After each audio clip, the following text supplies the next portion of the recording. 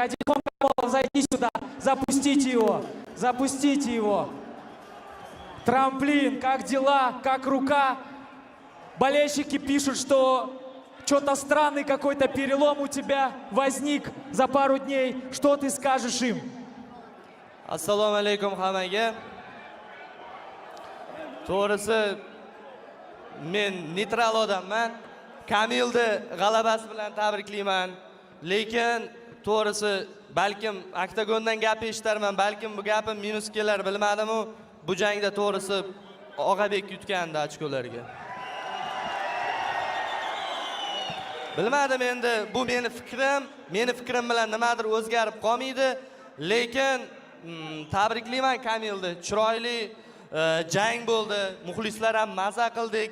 Endi zo'r tayyorlandim. Bilasizlar, xuddi shu yerda 20 kun oldin 3 raund urushib g'alaba qozondim. Undan keyin boksda chiqdim, hammasi yaxshi edi. Hech ham shu paytgacha travma bo'lmagandim.